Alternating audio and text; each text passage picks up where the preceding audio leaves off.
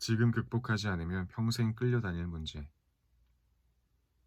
또 지겨운 하루가 시작되는구나. 34살의 진용 씨는 학원에서 영어 강사로 일한다. 하루 종일 빈둥거리다 다른 직장인들이 다 퇴근할 무렵에야 그의 일과는 시작된다. 가르치는 일 자체도 재미가 없는데 시건방지고 다루기 힘든 아이들이 지겨움을 더해준다. 그래도 먹고 살기 위해서는 이 일을 할 수밖에 없다. 가끔 미래를 생각하면 그저 암담할 뿐이다. 이제 몇 년만 있으면 마흔인데 그 나이에도 이 짓을 하며 살아야 하나? 더 나이 들면 체력도 떨어지고 젊은 사람들에게 밀려 점점 설 자리도 좁아질 텐데. 진용 씨는 어릴 때부터 딱히 하고 싶은 일이 없었다. 세상에 대한 호기심과 흥미도 많지 않았다. 그는 그저 부모님이 시키는 대로 따르는 착실한 학생이었다. 성적도 웬만큼 나왔고 운도 따라줘 턱걸이지만 명문대학에 들어갈 수도 있었다. 졸업을 한 후에도 딱히 하고 싶은 일이 없었던 그는 대기업에 몇 번 원서를 넣었다가 떨어진 다음 그냥 집에서 놀았다. 그러다가 부모님의 등살에 못 이겨 영어 연수 삼아 외국에 1년 나갔다 와서 간신히 구한 것이 지금의 학원 강사 자리였다. 맥없는 아들을 보다 못한 아버지가 남자놈이 패기가 없다고 야단이라도 치면 진용 씨는 내가 이렇게 된 게 다 누구 때문인데 라고 혼자 중얼거리며 방으로 들어가곤 했다. 진용 씨는 어릴 때만 해도 천재 소리를 들을 정도로 똑똑했다. 아들의 총명함에 한껏 고무된 그의 부모님은 그를 끌고 다니면서 좋다는 것은 죄다 가르쳤다. 덕분에 그는 한꺼번에 학원을 11곳까지 다닌 적도 있었다.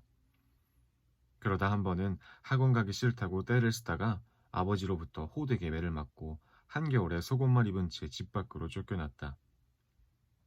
1시간을 추위와 창피함 속에 떨었던 그는 이후 반항이라는 것을 하지 않았다. 그저 묵묵히 부모님이 시키는 대로만 했다. 그렇게 자율성을 잃어버린 그의 내부는 텅 비었다. 그리고 내적으로 공허해진 그의 자아는 외부 세계에 대한 모든 흥미를 잃어버리고 말았다. 어른이 되기 위해 이별해야만 하는 것들. 아이들은 빨리 어른이 되고 싶어 한다. 그러나 어른이 되기까지 많은 시간을 기다려야만 한다. 이때 아이들은 그 시간이 상실의 시간임을 알지 못한다. 많은 것이 손가락 사이로 빠져나가고 그 빈자리에 현실감이란 차가운 인식이 스며들어 오는 시간임을 미처 알지 못하는 것이다. 어른이 된다는 것에는 과거와의 이별이란 슬픔이 내포되어 있다. 새로운 출발은 항상 과거에 친숙했던 것들과의 이별 위에서 시작되기 때문이다. 그렇다면 우리는 어른이 되면서 무엇을 잃어버리는 것일까? 첫째, 어른이 되기 위해서는 먼저 나를 보호해주고 사랑해주던 따뜻한 부모님의 품과 이별해야만 한다. 언제까지나 나와 함께하면서 나의 든든한 보호막이 되어줄 것만 같았던 부모님과 헤어진다는 것은 슬프고도 불안한 일이다. 지금까지는 어려운 일이 있으면 곧장 부모님에게 달려가 의논하고 그분들의 도움을 받았다. 따라서 큰 잘못이나 실수를 해도 부모님이 대신 책임져 주겠지 하는 생각에 마음이 든든했다. 그러나 어른이 되면 어떤 일을 하든 그에 대한 책임은 내 몫이 된다. 부모님과 의논할 수는 있어도 예전처럼 부모님에게 전적으로 의지할 수는 없다. 부모님은 나의 보호자에서 보증인이 되고 이제부터는 내가 부모님에게 받은 것들을 나의 아이들에게 돌려줘야 하는, 즉 내가 부모가 되는 시기로 진입하게 된다. 따뜻하고 안전한 부모님 품을 뒤로하고 나는 떠나야 한다. 따라서 어른이 되는 것은 슬픔과 불안을 동반할 수밖에 없다. 둘째, 어른이 되고 난 뒤 어느 순간 거울에 비친 내 모습을 보고 놀라는 때가 있다. 어릴 적 꿈꿔온 내 모습과 너무 다르기 때문에 당황하는 것이다. 그런데 그때가 바로 또 하나의 이별을 준비해야 하는 시기이다. 무엇이든지 가능할 것만 같았던 어린 시절의 거대한 꿈과의 이별. 청소년 시절에는 되고 싶은 것이 참 많다. 사회적으로 큰 성공을 거두어서 무사람들에게 추앙받는 화려한 모습을 상상하기도 하고 때론 모든 것을 희생하며 헌신하는 성자 같은 모습을 꿈꾸기도 한다. 무한한 가능성이 내 앞에 펼쳐져 있으므로 내가 바라고 원하기만 하면 무엇이든 다 이룰 수 있을 거라고 생각하는 것이다. 그러나 어른이 되면 거울에 비친 내 모습이 그동안 꿈꿔온 나와 많이 다름을 알게 된다. 또한 거울을 깨버린다고 내 모습이 변하는 것이 아님을 알게 되면서 체념의 고통을 감내해야만 한다. 그것은 어떤 잘못을 해도 용서받을 수 있으며 어떤 나쁜 일이 일어나면 누군가 틀림없이 나타나 상황을 바꿔줄 거라는 어릴 적의 기대를 포기하는 것이다. 그리고 이제부터는 모든 것을 내가 결정하고 책임져야 하는 권리보다 의무가 큰 시절이 왔음을 인정하는 것이다. 또한 나의 힘은 그다지 크지 않고 누릴 수 있는 자유 또한 제한적이며 살아가는 사람들과의 관계조차 불완전한 현실을 받아들이는 것이다. 한계를 깨닫는 것, 이제 더 이상 선택할 수 없게 된 것들을 인식하는 것, 이루지 못한 꿈과 현실의 간극을 깨닫는 것 등은 인간 존재의 한 모습이다. 그러므로 어른이 된다는 것은 내가 세상이고 내 소망은 명령이다 라는 전지전능했던 유아기의 나르시시즘을 포기하고 그와 이별하는 과정이라고 할 수 있다. 진용 씨에게 세상이 온통 지루하고 우울하게만 비친 까닭. 삶에서 권태로운 시간은 있을 수밖에 없다. 그러나 바쁘게 일하다가 잠시 빈둥거리며 지루해하는 것과 모든 것에서 의미를 찾지 못하고 세상으로부터 한 걸음 뒤로 물러나 빈둥거리는 것에는 큰 차이가 있다. 러셀의 말을 빌리자면 전자는 건설적 권태이고 후자는 파괴적 권태이다.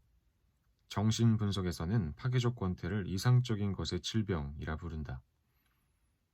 아무런 꿈도 없이 모든 것에 흥미를 잃고 지루함 속에서 살고 있는 진용 씨는 실은 부모님의 기대처럼 멋지게 성공해서 사람들의 박수갈채 속에서 살고 싶다는 높은 자아 이상을 갖고 있다. 그러나 어른이 되면 내 마음대로 되지 않는 현실이라는 땅에서 한계를 인정하고 꿈을 현실에 맞춰 수정해 나갈 수 있어야 한다. 즉, 높은 자아 이상을 떠나보내고 이를 애도하는 과정이 필요한 것이다. 하지만 부모님의 인정과 사랑을 절실히 바라는 진용 씨는 높은 자아 이상을 포기하지 못했다. 자아 이상이란 나는 이렇게 되어야 한다 라는 자신에 대한 요구를 의미한다. 자아 이상은 성장 과정에서 부모님으로부터 받은 칭찬이나 부모가 추구하는 가치를 내재화시키는 가운데 형성되는 것으로 양심과 함께 초자아를 구성한다. 그런데 자아 이상이 너무 높으면 이상적인 자신의 모습과는 거리가 먼 초라한 자신과 현실에 실망하고 우울해지기 쉽다. 따라서 진용 씨는 점차 나이 들어갈수록 꿈과 거기에 미치지 못하는 자기 자신 사이의 괴리감이 더 커지면서 좌절할 수밖에 없었다. 자아 이상에 도달하지 못하기 때문에 사랑받고 싶은 부모로부터 거절당할 수밖에 없다는 무력감이 그를 지배했다. 그의 인생은 이제 의미가 없어져 버렸다. 이러한 좌절감은 그의 분노를 자극했고 자신이 한없이 초라하다고 느낀 그는 무력감에 빠져 항상 피곤하다고 말할 수밖에 없었다. 그런 의미에서 진용 씨의 권태는 고통스러운 고독이자 자신에 대한 환멸이라고도 볼 수 있다. 그가 주로 사용하는 방어 기제는 퇴행과 투사, 그리고 회피이다. 그는 자아 이상에 도달하지 못하는 자신에게 좌절과 분노를 느꼈고 이 두려운 감정을 방어하기 위해 부모님이 모든 것을 해주고 자신은 가만히 있으면 되었던 어린 시절로 퇴행해버린다. 또한 외부 현실에서 아무런 자극을 받을 수 없는 것은 자신의 내부가 공허하기 때문이 아니라 외부의 자극이 형편없기 때문이고 부모가 자신을 잘못 키운 때문이며 그 탓을 외부로 투사한다. 그리고 자신에게 좌절만을 안겨주는 현실을 애써 모른 척 회피하려고만 한다. 그런데 진용 씨는 미숙한 방어 기제들을 쓰느라 에너지를 낭비하면서도 결국 망가지고 있는 것은 자신임을 모르고 있다. 더 이상 애도를 미루지 마라. 진용 씨처럼 과거와 이별하지 못하는 사람들이 있다. 따스했던 엄마의 품과 행복했던 어린 시절을 떠나보내기 싫어서 과거 속으로 숨은 사람들. 언제까지 자라지 않는 어린아이로 남고 싶어하는 사람들. 우리는 그들을 피터팬이라고 부른다. 그러나 어른이 되기 위해서는 과거와 이별할 수 있어야 한다. 그 이별이 아무리 슬프고 싫어도 말이다. 이 떠나보냄의 작업이 바로 애도이다. 모든 상실에는 애도 과정이 필요하다. 이때 애도의 과정은 한순간에 일어나지 않고 일련의 과정을 밟는다. 상실을 맞이하면 처음에는 그 상실을 부정하게 된다. 아니야, 그럴 리가 없어. 라며 고개를 젓고 그것이 내 곁에서 멀어졌음을 부인하는 것이다. 시간이 흐르면 차츰 그것이 없는 현실이 반복적으로 펼쳐지면서 분노가 치밀어 오른다. 말하자면 왜 나에게 이런 일이 일어났느냔 말이야 라고 외치는 것과 같다. 상실에 분노한다는 것은 그것이 없다는 것을 인정하기 시작했음을 의미한다. 그러면서 점차 그것을 영원히 잃어버렸음을 인정하고 슬픔에 잠기게 된다. 이 슬픔의 기간에 우리는 인생에 대한 깊은 통찰과 이해를 얻게 된다. 마르셀 프루스트는 이 과정을 다음과 같이 정리했다. 슬픔을 이겨낸 후에는 관념이 찾아온다. 슬픔이 관념으로 바뀔 때 우리의 심장을 후벼 파는 슬픔은 그 힘의 일부를 상실한다. 그리고 이러한 변화 자체는 비록 순간적이라 해도 약간의 즐거움을 내뿜게 된다.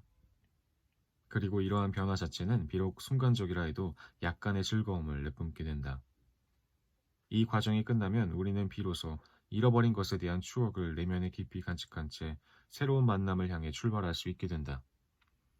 그러므로 애도란 충분히 슬퍼함이고 받아들임이다. 그리고 떠나보냄이고 새로운 출발이다. 또한 잃어버림이고 그 잃은 것을 내 안에 영원히 간직하는 작업이기도 하다. 애도를 못하면 과거를 떠나보내지 못하고 그 안에 사로잡혀 과거 속을 헤매는 망령처럼 살게 된다. 진용 씨처럼 현재에 있으나 현재를 살지 못하게 되는 것이다.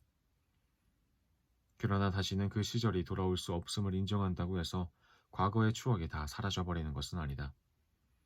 그 추억은 내 마음 안으로 들어와 나의 정신구조의 일부를 형성한다. 영원히 내 마음 안에 살아있게 되는 것이다. 그리고 변화와 성장은 우리가 상실을 삶의 불가피한 요소로 받아들이고 잃어버린 것을 슬퍼하며 애도하는 과정을 거쳐야만 비로소 이루어질 수 있다. 그래서 우리는 어른이 될 때까지 크고 작은 애도의 과정을 거치며 죽을 때까지도 계속 떠나보냄과 맞아들임을 반복하게 된다. 성장한다는 것은 사실 슬픈 일이다. 그러나 이 모든 것을 인정한다면 나의 필요에 따라서 선택할 수 있는 자유를 얻게 된다.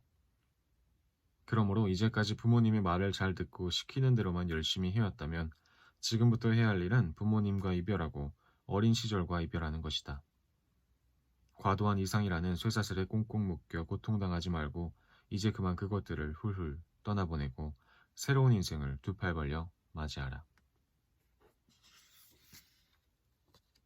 오늘은 여기까지 읽겠습니다. 오늘도 수고하셨습니다. 감사합니다. 안녕히 주무세요. 잘 자요.